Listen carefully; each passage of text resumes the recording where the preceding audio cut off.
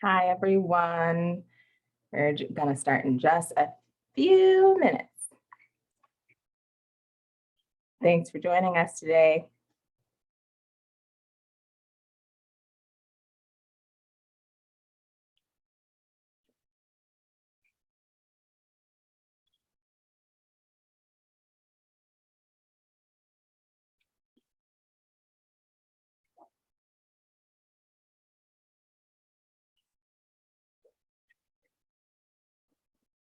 All right. Hello, everyone, and welcome to Technology Tuesdays. My name is Lydia Nimke, and I'm really excited to bring you all today's presentation about online money tips. You are all muted and have your cameras turned off by default, but please don't let that stop you from asking questions about any and everything library related or online money tips related in the Q&A box down below. With us today in the background, we have Beth Gabriel. Hi, everybody. Make sure to put your questions in the Q&A box as we go throughout, and I will read them out loud to Lydia. I'm tuning in from the East Branch today. Hope to see you all in person soon. Absolutely. Oh my gosh. Thanks, Beth. All right. So let's go ahead and jump in. So it's especially important before I say anything else today that I give you all of this disclaimer that nothing I say can or should be taken as financial advice. It's just unethical for me to do that, so I'm not trying to. My intention with today's presentation is to present you all with a wide variety of resources that you can decide to use or not. Also, I'm not personally recommending any of them. It's always up to you to be a good consumer and do your research to decide if something you'd like to use or take advantage of, or something that's just not for you. And honestly, like, you don't want financial advice from me, even if I was willing to give it. So this is not what that is. All right. I'm probably going to say that again today. So just ignore me when I say it again in the middle of today's presentation. Main concepts. So we're going to talk about managing your money online. And then we're going to talk about paying for things online. There's a bunch of different ways you can use connected devices to make payments to people and businesses. And then we're going to talk about getting free stuff. All fun topics. Turn off my video so you can see the full screen, hopefully. And first up, we'll take a dive into managing your money online. So one of the kind of foundational ways to start doing that is by online banking. It's super common nowadays and very easy to set up if you have not done it before. Simply put, online banking means using a computer or mobile device to transfer money, pay bills, view your account balance, or do almost any other banking activity. Generally, if you have a bank account, you'll want to set up online banking with that same bank. And most well-known banks make it really easy to do this from your home computer or from your mobile device. So there are some advantages of online banking and there are some disadvantages, as with most things that exist. It's usually free and can help you save money by paying bills online. Maybe you don't have to buy as many stamps, right? You'll also make fewer trips to the bank, which can help you save time and perhaps gas in the cost that would take you to get to the bank. You also don't have to worry about getting to the bank before they close. Banking hours can be really hard to kind of make sure you get to the bank by 5 or 5:30. Online banking can be done any time of day or night. Many banks also have mobile apps for smartphones and tablets, so you can make transfers or check your balance wherever you are. So at any time, any place, bank, which is great. There are some disadvantages, and not necessarily disadvantages, but just things that, traditional banking might offer that online banking doesn't. So not all payments can be made online. You may still have to write some checks for rent or other payments. For a long time in my life, I had to write a rent check out every month, and it was the only check I was writing. My checkbook was just rent, rent, rent, rent, rent. But I still had to write that check. I still had to either mail it in or drop it off to the rental company. So not everything can be made with an online payment. That's just a fact of life. If you don't have an internet connection, it might not be convenient for you because, of course, you need to connect to the internet to be able to utilize online banking. And then some online banks, I'm thinking specifically of like Ally Bank.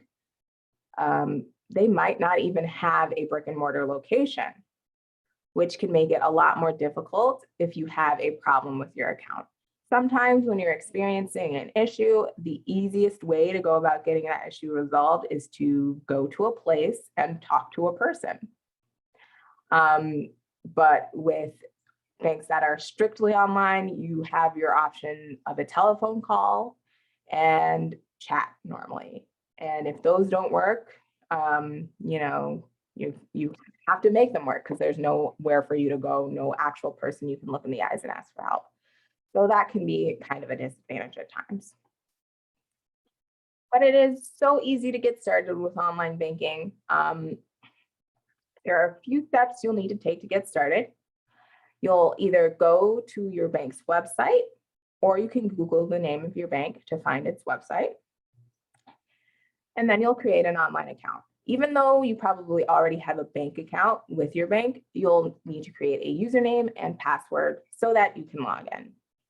Make sure to choose a strong password. This is the one you want to be the strongest of them all. All completely random letters and numbers and totally not easily guessed by anyone who knows you. Once you create an account and log in, you'll want to familiarize yourself with the different options that are available to you. Most banks will allow you to check your account balance, transfer money between accounts within that bank, view bank statements, and a lot of them will let you do a lot more stuff. If you have a mobile device, you'll want to download your bank's app, then log in with that same username and password you created earlier.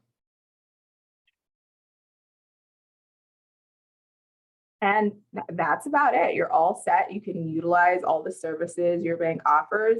My bank that I use from like my household and stuff has a really good app, and they're a credit union. So you don't have to have a huge bank to have online banking. And their app is great. And I love to use it to track my expenses and see what's going on in there. So online banking is a great tool to use for that purpose. Another thing that you can do online is get your free credit report. There is only one website, annualcreditreport.com, that is authorized to fill orders for free annual credit reports that you are entitled to. Federal law gives you the right to get a free copy of your credit report every 12 months. And through the pandemic, this is actually something I just learned, everyone in the US could get a free credit report each week from all 3 national credit bureaus at annualcreditreport.com. It's relatively simple to request your credit report. You have to enter some personal information. And while, of course, you should take care when entering your personal information to an online service, particularly your social security number, your date of birth, addresses, things like that, just make sure you see that HTTPS in the leftmost corner of the address bar. That means it is a secure website and they are taking necessary precautions with your information. If you're not comfortable giving out your social security number or your other personally identifying information online, they have a telephone number that you can call as well. And if you don't like that option either, you can still complete the annual credit report request form and mail it to them. It might take a little bit more time, but that is a totally valid option as well. You'll want to get your credit report every so often to check to be sure that the information is accurate, complete, and up to date. That's why they give you that free report at least once a year. So you can, if you need to, correct mistakes by contacting the credit bureaus and get them removed from your report. It also helps to spot identity theft.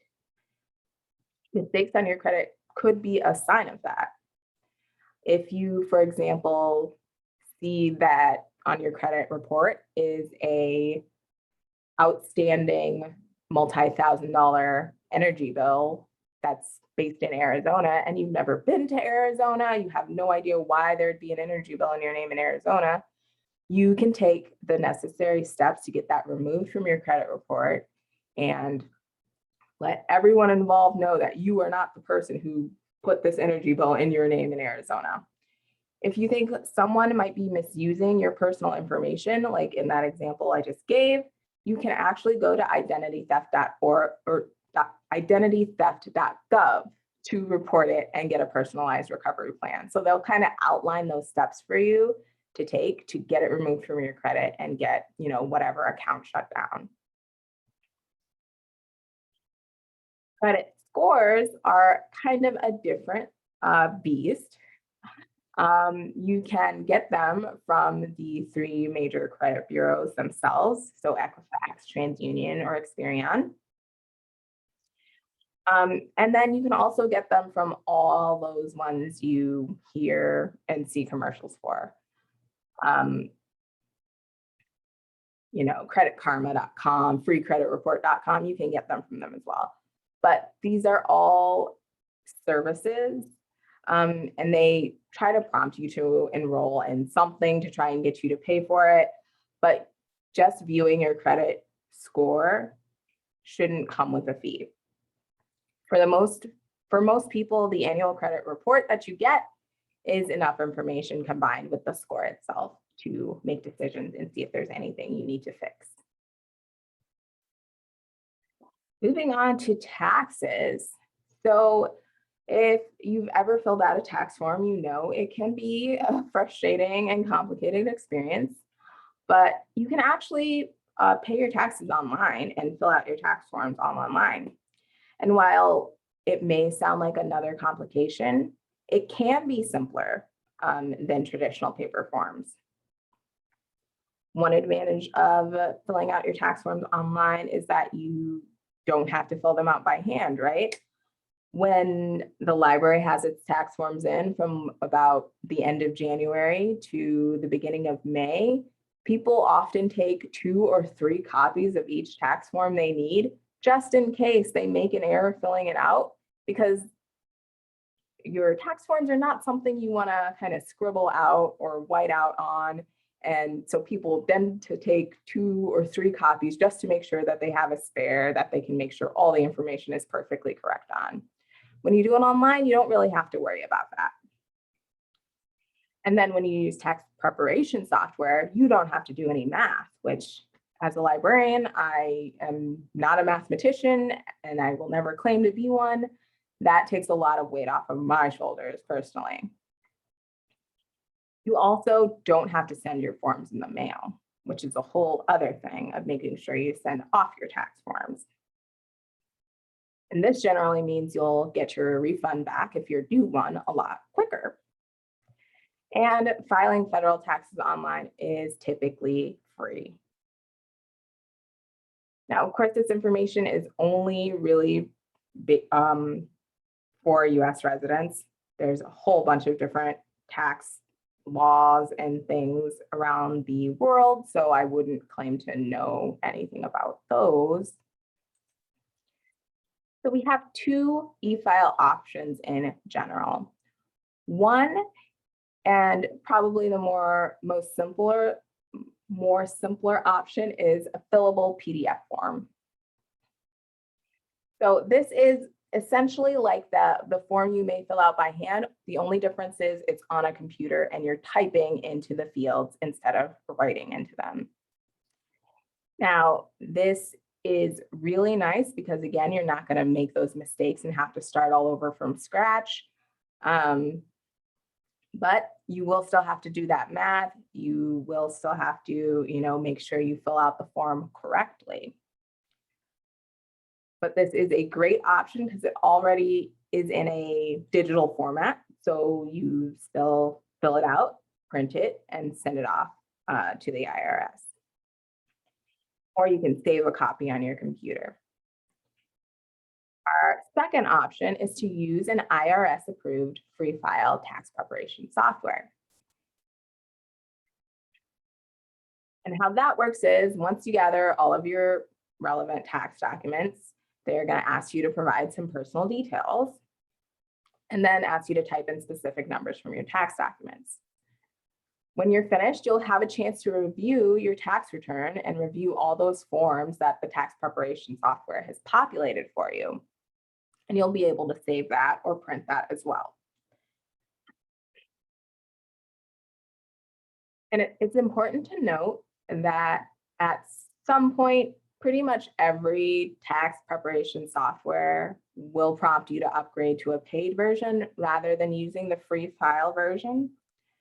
And while paid versions may offer more features like audit protection or auto-populating some fields with information from last year's tax return or auto-populating the fields from your federal tax return to your state tax return, remember that you don't have to pay for that. You can use the free version to file your federal taxes and be just fine. All right, so of course, scammers are out there trying to use fear and surprise to go after your money and personal information. A common scheme involves people impersonating IRS employees, and they'll contact you by phone, email, or text and pressure you into giving them money or your personal information. Because really, money or personal information, it's all kind of the same thing, because once you have someone's social security number and their date of birth and their name, you pretty much have access to their money if you want to make it, if you want to open up credit cards in their name or get into their bank account and steal their money. They tend to call you up in a really urgent rush and say something along the lines of, you owe the IRS $100,000. We have issued a warrant, something super scary to get a reaction from you. And then they kind of lighten the blow, right? If you give us $5,000, we will retract the warrant and we will clear your tax debt. And they want you to be like, oh, I don't have $100,000. I can't possibly do this. I could probably get 5,000 and make this go away. But if you ever get a message like this, it's really important to take a moment to clear your head and think before doing anything else. They want you to panic and worry, so just try your best to stay calm. And also keep in mind how the real IRS contacts people who have tax issues. Generally, the IRS initiates contact through the mail, not via email, text, fax, and definitely not through social media. If you happen to get a phone call that claims to be from the IRS, take down that caller's name, badge number, caller ID info, and contact the IRS directly to see if it's legitimate. The IRS generally doesn't call you and demand immediate payment. So be wary of any contact that seems urgent or pushy. They're a huge government entity, right? They are not in a rush. They generally aren't going to try and scare you into doing anything. If you can file your taxes early, it's better to file them as early as possible to prevent identity thieves from taking advantage of you. The earlier you file, the less chance a thief has to steal your identity and claim your refund. It's also good to try and avoid questionable tax preparers. A lot of scammers try to get in by doing people's taxes and charging them a percentage of your refund instead of working for a flat fee. And then there's also tax preparers that may promise you a larger refund than you deserve. If you know you've never gotten that much money back before, it's probably too good to be true, and they're probably doing something that is not good and could potentially hurt you in the long run to get you that larger refund. So use your best judgment.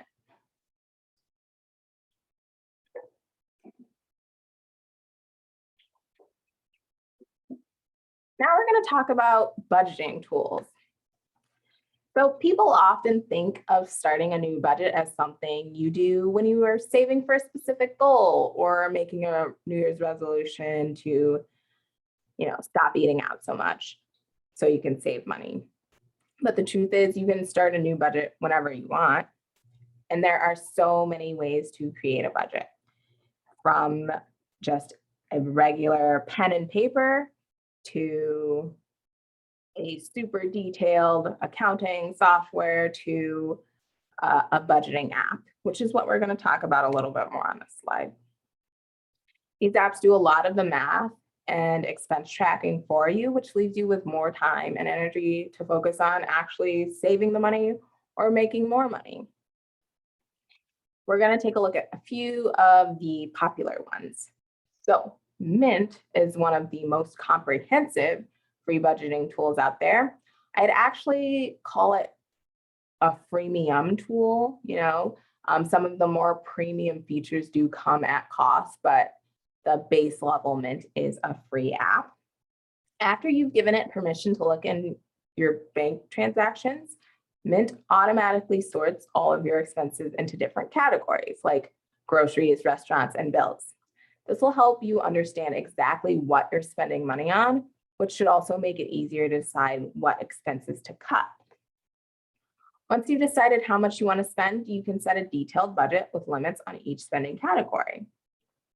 Mint also does a really good job of visualizing your data, so showing you beautiful charts and graphs that let you know your spending habits. Clarity brings a bunch of different widgets into a single feed that you can scroll through. So a bunch of different functions of budgeting and saving into a single feed so you can see where you're at with a variety of different metrics in play. It also includes automatic savings that allow you to earmark your savings for specific purposes, which can make it easier to save up for several large purposes at once, like a vacation and a car. It also allows you to cancel various subscriptions from within the app if you decide they don't fit into your budget. Empower is another budgeting tool that lets you connect checking, savings, and other financial accounts so you can see all of your accounts and bills in one location. It also has an automatic savings feature that can set aside money at specific intervals. And then Pocket Guard, if you prefer a simpler budgeting kind of solution, you may want to try Pocket Guard. This app is focused on showing you how much spending money you currently have. And it doesn't have quite as many features as some of the other apps, but the simplified interface may be ideal for you.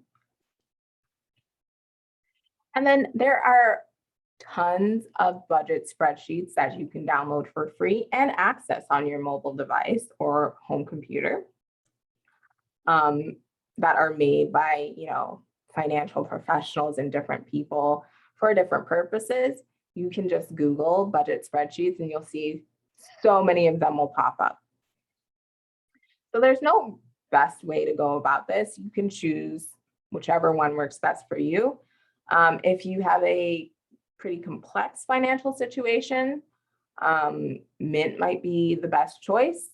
But if you're just getting started with saving, Pocket Guard can help you change your habits if that is your goal.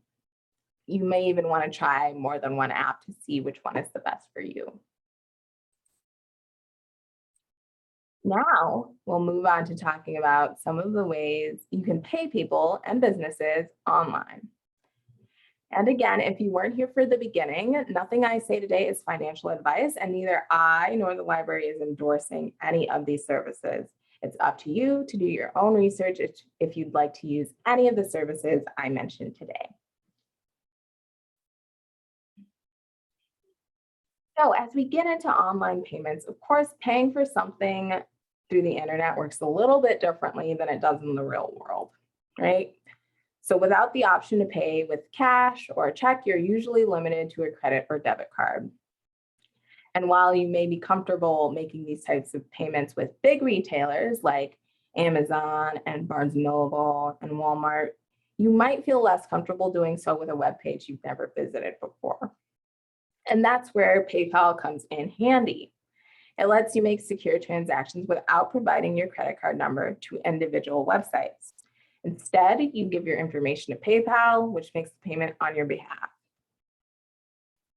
PayPal was actually one of the first online payment systems, and it's generally seen as one of the most trustworthy. As a result, you can use it to make payments to a lot of online stores. PayPal also lets you send money to friends or family members as long as you both have a PayPal account. As with any online payment system, PayPal isn't foolproof, so you'll need to take steps to protect your account, like creating a strong password and watching out for potential scams.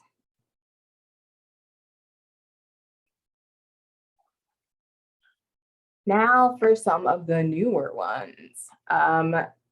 You've probably found yourself in a situation where you need to pay a friend or family member but don't have the cash on you.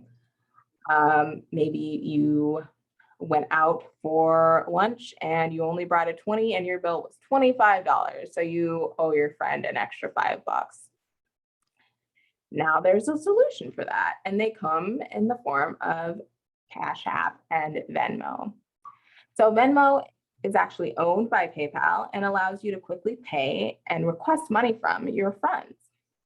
It also functions kind of oddly as a social media platform where you can view, like, and comment on your friends' recent payment activities. Most people do use it as a mobile app, but you can use Venmo on a computer through its website. Cash App is another mobile payment app that is quite similar, but also gives you the ability to receive direct deposit payments. And you can also buy and sell Bitcoin. One thing to take note of with PayPal, Venmo, and Cash App is that your funds are generally not FDIC insured in the same way it would be if it was in your bank account. So it's not a great idea to keep thousands of dollars in a Cash App or a Venmo or a PayPal account. Because these companies aren't banks, but rather they're transfer services, they aren't held to the same requirements as a bank would be. So keep that in mind. Zelle is also a mobile payment application that helps to simplify the process of paying for things. Zelle was developed by more than 30 major banks and has a standalone app, and it's also integrated with mobile banking apps of major participating banks. So you might already have Zelle in your online banking application. I have had it with my credit union since I opened up the account with my credit union years and years and well, whenever Zelle was invented, but I've had it and it just is kind of automatic. So it's a really great option to use. Unlike Venmo and PayPal and Cash App, money transferred using Zelle moves directly from one bank account to another. So it stays insured that whole time, which is important, right? Most banking transfers between accounts require account numbers to initiate transactions, and they can take up to several business days, but Zelle eliminates this. It allows users to transfer funds from one checking account to another in a matter of minutes. To start a transfer, all you'd need is the email address or phone number of the person you're sending money to, and they get a notice saying that there's a payment waiting for them and they can accept it. Zelle also doesn't charge any fees, where Venmo and Cash App charge fees if users send money using a credit card. Now, I will give just a little note on contactless payments, even though they aren't strictly online. A contactless payment is one you make without a magnetic strip. So this is when you hold your card next to the card reader or insert it into a special slot in the bottom. To do this, new credit and debit cards have a special chip that uses near field communication, or NFC, which could be a Tech Tuesday on its own, because it's in cameras and phones and all over the place now. But a lot of retailers accept contactless payments and they're likely to become standard because they're generally more secure than magnetic strip payments. It's harder for hackers to intercept the information that's sent from your card to the card reader here. So in addition to the cards, and this is why I have this slide here, other companies have started to introduce their own NFC-based options. For example, you may be able to use apps like PayPal Mobile, Google Pay, or Apple Pay to pay with your smartphone instead of a card. This should work wherever you see the contactless payment symbol shown here. And this has been on smartphones for about the past 5 years or so. It wasn't always there, but any new smartphone you get will tend to have that NFC chip needed for these apps to work. All right, so a lot can be said for using the internet to save you money by getting things for free you might otherwise have to pay for. So in my mind, no online money tips presentation would be complete without presenting you with a few ways to get some good free stuff online. So free books. I, of course, am going to talk about this because I work for the library. All Milwaukee Public Library cardholders and many other libraries as well offer free ebooks and e-audiobooks to their patrons. So at the Milwaukee Public Library, we have access to Hoopla Digital, which offers on-demand ebooks, audiobooks, music, movies, and TV shows. You can check out up to 4 a month, and they automatically return themselves. We also have Libby and Overdrive, which give you access to a digital library. You might have to wait for your holds to come in, kind of more like you do at the traditional library, but there are so many things on there, magazines, and of course, ebooks and audiobooks as well. If you are watching this and you don't happen to have a library card, you can still get free books online. Project Gutenberg is a great resource, and it specializes in books with copyrights that have expired. So you're mainly going to find older books, more classic works of literature. Some of the books here are even available in multiple languages. Another great resource, especially for audiobooks, is LibriVox. LibriVox has another great library of books that have expired copyrights or that are in the public domain and are read all by volunteers. And they do a really great job. They even offer some dramatic readings, meaning that each character will have a different voice actor or a different sounding voice. And that is a really fun experience to listen to a dramatic reading of a book you really enjoy. It's almost like listening to a play. There are also some free alternatives to Microsoft Office you can access online. Of course, the Microsoft Office apps are some of the most popular apps and programs you can get, but they come at a cost. Google Docs, Office on the web, OpenOffice, and LibreOffice offer some good alternatives to Microsoft Office. They may not have as many features as the full suite, but they are free, easy to use, and readily available. So Google Docs is a web-based program you can access directly from your browser. This means that there's nothing to download or install. All you have to do is sign into your Google account and navigate to Google Drive. We'll talk a lot more about that in the coming weeks. And you can create and store your files online. It's also great because you can access your files on any device, including your phone, tablet, or a totally different computer. Office on the web, it gives you a free version of Word, Excel, and PowerPoint and a few other staple Microsoft Office apps. Again, they don't have the full suite of features as the paid versions, but for drafting simple documents and tables and spreadsheets, they should work great.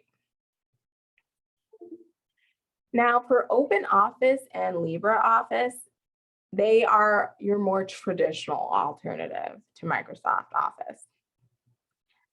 They are something you'll actually have to download and install on your computer.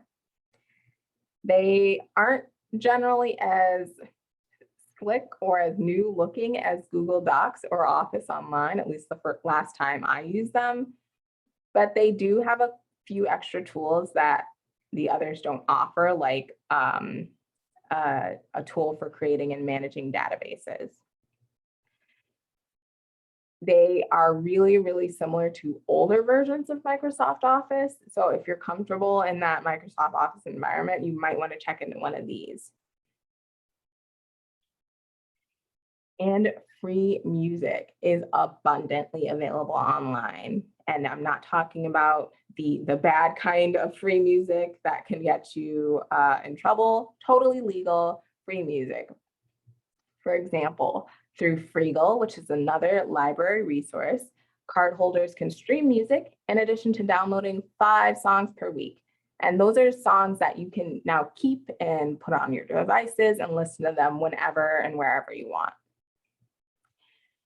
For any library resource, I generally recommend starting at the MPL homepage and going under our research tab to search for databases.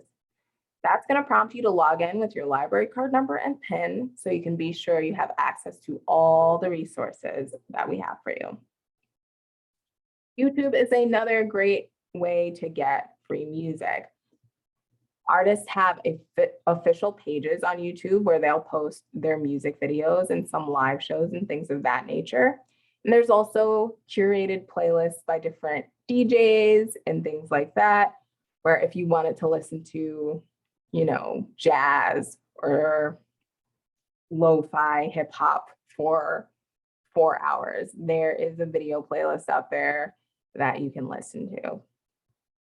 The Free Music Archive is kind of like Project Gutenberg, but for music. And what I really like about this site is that they have a homepage that updates regularly, so you can see new music or artists that are particularly recommended. And you can see a pretty wide range of genres from the Free Music Archive. And a lot of their music is in the Creative Commons, which means you can download the music for free as long as you share it for free. And one final thing I love about the Free Music Archive is that you can download the music that's in the Creative Commons without even creating an account, which I love, not having to create an account on every site I go to. And then, of course, there are other ways to get free music online. Your options like Pandora or Spotify. They will probably have ads. iHeartRadio is another good option. It will probably have ads, but you can still listen to music and you know, see what your favorite artists are up to. And finally, free stuff. So online marketplaces are still a great resource for finding free goods and services in your city or in your neighborhood. You can often find advertisements for a wide variety of things people want to give away, like furniture, appliances, moving boxes, plants, just the whole gambit.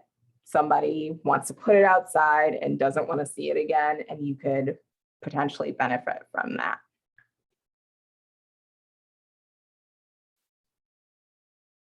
Okay, that was a lot. I've talked to myself a lot. If there are any questions, feel free. I don't see any right now. Everyone, you can feel free to drop your questions in the Q&A if you do have them. We still have a little bit of time. Definitely.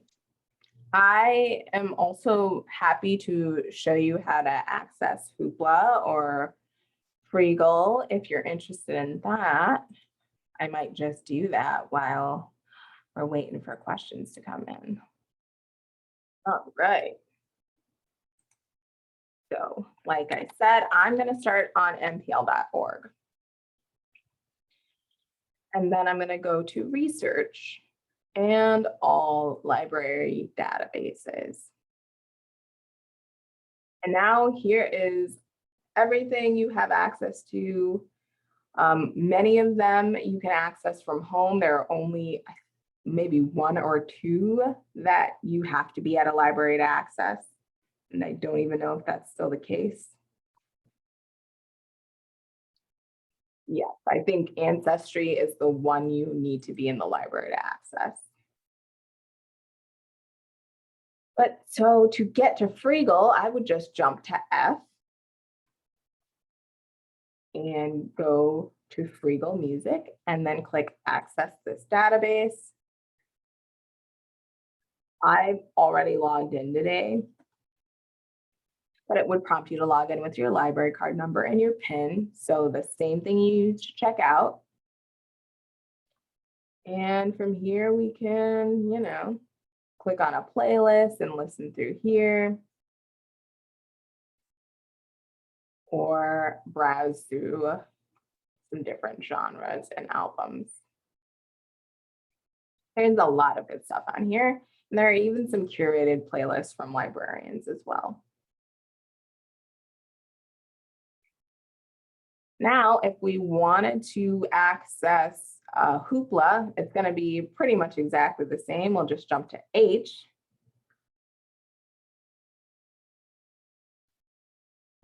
And the first time you access this database, you'll have to create an account and link Hoopla and your library card number to an email address so you can log in that way.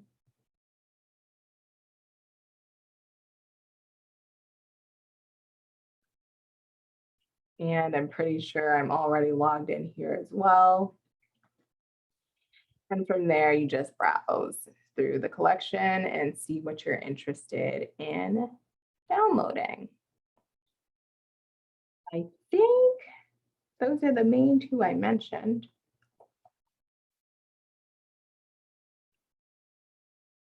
All right. If there are no other questions, I'll continue on. Yep, doesn't look like there's any other questions, Lydia. Cool beans. You can always email me if you have questions after the fact. I know I've been sleeping on sending out the follow-up emails with the links to the recordings, but you will absolutely get that from me, and feel free to respond with any questions you may have there. All of the videos are uploaded to the Milwaukee Public Library's YouTube channel. I've just been falling behind. So you will absolutely get that from me this week. So you can look forward to that email. In a tab after this webinar ends, you're going to see a link to an REI survey for the Milwaukee Public Library. So in order to provide the best services to our patrons and communities, MPL has engaged a planning process that will help set a long-term focus on creating a culture of inclusion and equity where all people are welcome and resources and services are available to all residents. Of course, as our patrons, you have a critical voice in this process, and we are asking your input to best determine where our challenges and opportunities lie. We hope that you will share your thoughts with us in this brief 5-minute survey. It's also available on our website if you don't have the time to do it today. But like I mentioned, it will open in a new tab after this webinar is over. So I thank you for considering filling it out. It really helps us improve as an organization.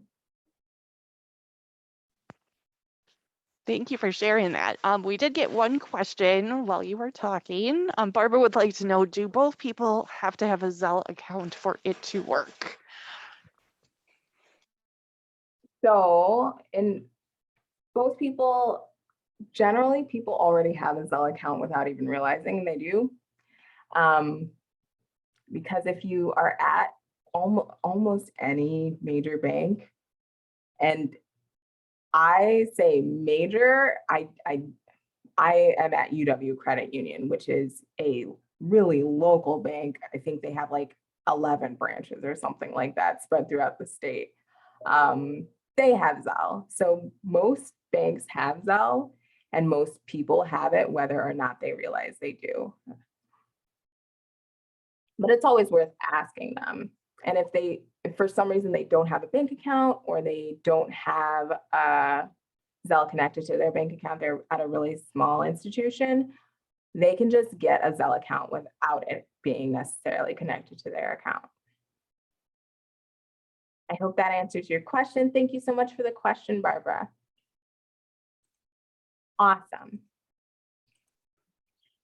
So thank you all so much for joining us for Technology Tuesdays today. Next week, we'll dive back into Google Tools series and talk about Gmail and Google Calendar. I hope you have a wonderful rest of your week, and we'll see you soon. Thanks, Lydia. See y'all later. Thanks, Beth. Bye, everyone. Bye.